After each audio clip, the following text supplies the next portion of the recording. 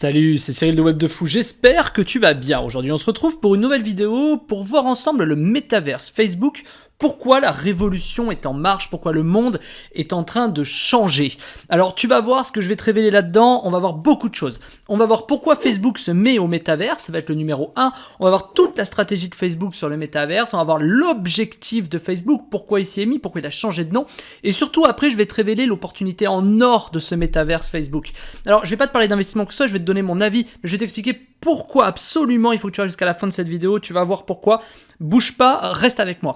Avant ça, si tu me connais pas, je me présente très rapidement. Moi, c'est Cyril de Web de Fou. Je suis entrepreneur depuis 2009. Je suis expert en affiliation et en emailing depuis plus de 10 ans et je génère entre 4 millions et 5 millions d'euros de CA par an. Bref, et j'ai décidé de créer cette chaîne pour partager mes connaissances et regrouper des entrepreneurs intelligents actuels et les futurs entrepreneurs intelligents de demain.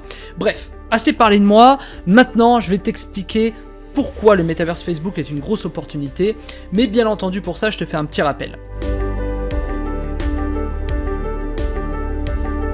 Ce rappel, c'est ce que c'est le métaverse. Le métaverse, très rapidement, c'est un monde virtuel, tu dois le voir un peu à l'image, qui s'imbrique dans notre monde actuel. C'est-à-dire que, imaginons, on va pouvoir accéder, j'avais fait une vidéo, tu as un petit i qui s'affiche là, qui parle exactement de ce que c'est de sa définition, mais très rapidement, c'est un monde connecté dans le virtuel, dans lequel on va se connecter via un élément physique, ça peut être un casque, des lunettes ou quoi que ce soit, avec Internet, grâce à la technologie Internet, dans laquelle on pourra se connecter et avoir en réalité presque augmentée ou directement chez soi. Tu vois, là par exemple, je vais pouvoir faire des réunions de bureau directement comme si les gens étaient à côté de moi. Je pourrais avoir des hologrammes ou je pourrais faire plein de choses. On va interconnecter le monde actuel et le monde du métaverse, le monde connecté. C'est un monde virtuel où dans lequel on aura une sorte d'avatar et cet avatar, il naviguera, il fera des réunions à ta place, etc. Enfin, à ta place, c'est toi qui seras derrière cet avatar, mais il pourra se déplacer dans un monde, c'est-à-dire tu pourras être à 10 000 km de ton pote et faire du bowling avec lui dans le métaverse. Et ça, c'est la révolution.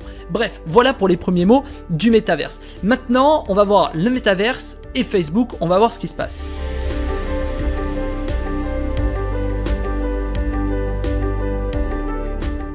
Alors le métaverse et Facebook, c'est très simple. Métaverse, en fait, Facebook a besoin de changer d'image. Il y a eu un gros scandale suite à des fuites de données, pour la faire simple. Il y a eu un gros scandale, c'est pas le sujet de cette vidéo. Et Facebook s'est dit, il faudrait quand même que je change de strat. Mais il faut savoir que cette strat, elle a toujours existé depuis très longtemps. On se rappelle notamment de cette image que je vais mettre à l'écran avec Mark Zuckerberg qui passait dans une allée et avec des gens pleins de casques qui justement se reflétaient, tu le vois à l'écran, où on a l'impression qu'on était clairement dans un monde connecté. C'est ça, alors c'est une image qui se dépeint, je vais pas donner d'avis particulier dessus, mais en effet ça peut faire un peu flipper quoi. Donc Facebook a besoin de changer d'image. Pour ça il va changer de nom, on va en parler dans la partie d'après, mais il y a eu ce scandale, il s'appelle désormais meta.com, Meta pour Metaverse, et puis ce qu'il faut savoir c'est que Facebook, depuis mars-avril 2021, a des gros soucis et n'arrive plus auprès de ses annonceurs, dans sa régie publicitaire, à faire dépenser beaucoup d'argent aux annonceurs. Moi-même qui suis dans le Facebook Ads et qui gère des clients à travers des comptes, on a perdu près de 80% de nos clients, c'est énorme, sur Facebook Ads, dans nos comptes agences, pour une raison simple, une raison très simple, iOS. Facebook s'est un peu disputé avec iOS, si je peux dire que c'est une dispute, et cette dispute a entraîné en fait l'incapacité aux annonceurs de savoir qui acheter via des smartphones iOS ou via des iOS, bref, passons. Donc du coup, la publicité Facebook a dégringolé, Facebook avait besoin de se renouveler. Et c'est là où on va passer dans la stratégie de Facebook. Donc je t'en parle tout de suite.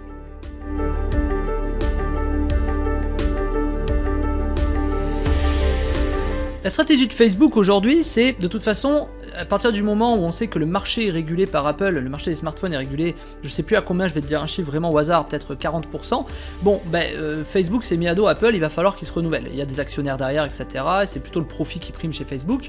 Il va falloir trouver quelque chose. Alors, ce que Facebook a fait, et ça c'est le plus important, la stratégie de Facebook, c'est je vais employer 10 000 développeurs, je débloque 10 milliards de dollars, je sais plus combien ça représente de leur capitalisation, je crois que ça représente à peu près 15% de leur capitalisation, je sais plus, je vais dire n'importe quoi, mais c'est énorme ce que ça représente. En tout cas, ils ont débloqué 10 milliards de dollars, ils embauchent 10 000 développeurs aux US, et ils vont embaucher 10 000 développeurs en Europe, en objectif de 2025. Ok ? Donc aujourd'hui, il regroupe, je crois que c'est le plus gros coup, où il regroupe le plus grand nombre de développeurs dans une technologie qui est le métaverse, pour une raison qui est finalement assez simple, bouffer la concurrence. C'est-à-dire que si on prend 10 000 développeurs qui sont très très bons, bah à partir de ce moment-là, il ne reste plus beaucoup pour les autres, quoi.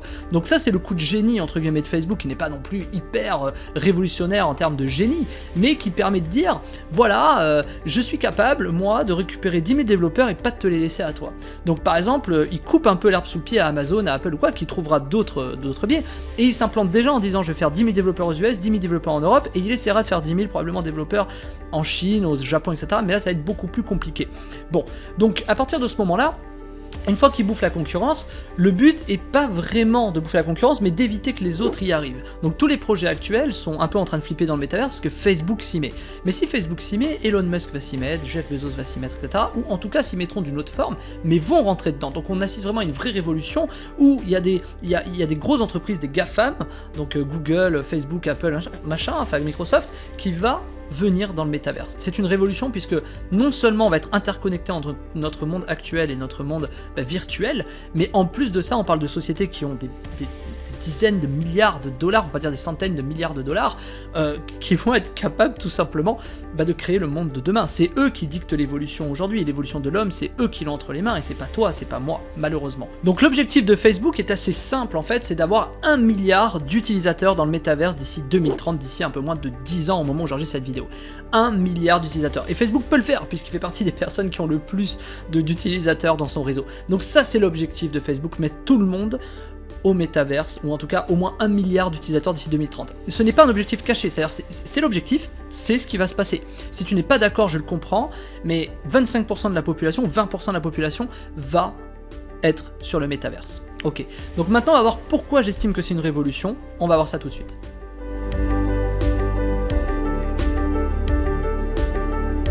Alors pour moi c'est une révolution tout simplement parce qu'on va être obligé de vivre avec.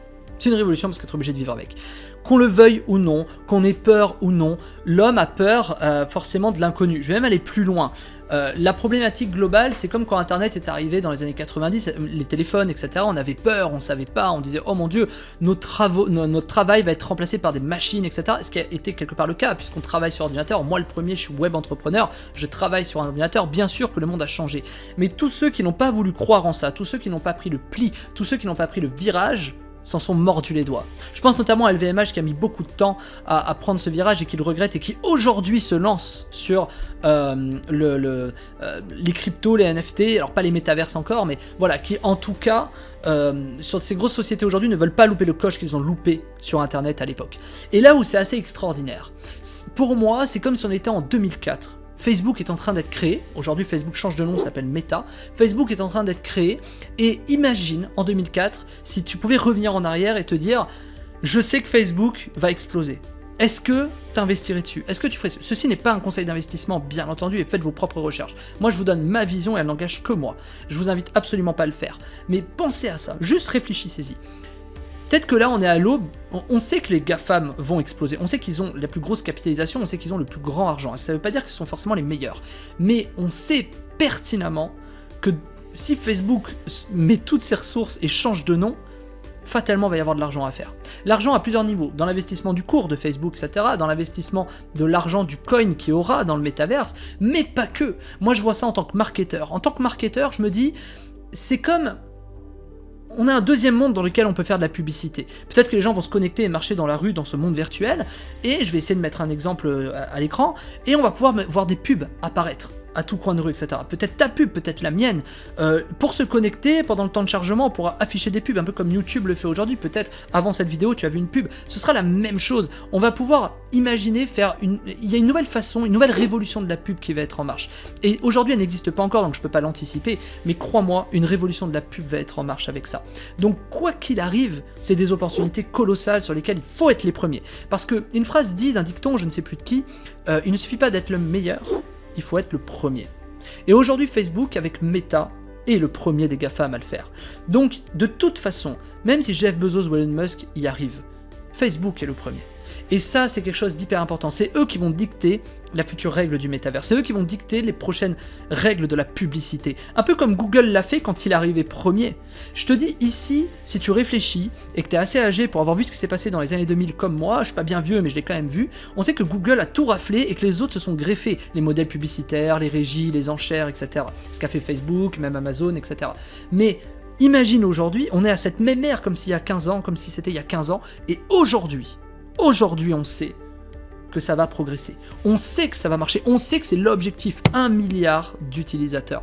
Forcément, tu ne peux... Même si tu n'es pas d'accord, tu vivras avec. Tu seras obligé. Toi, tes enfants, tu vas vivre avec le métaverse. Bien sûr.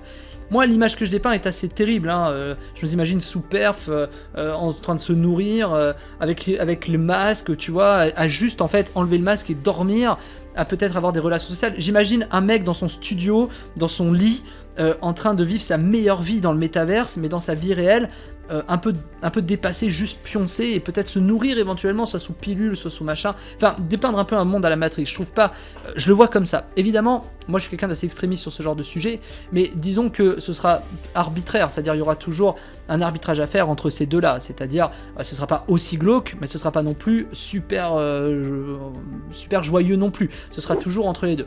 C'est surtout l'addiction sur laquelle il faut faire attention et ce genre de choses. Bref, c'est pas le sujet.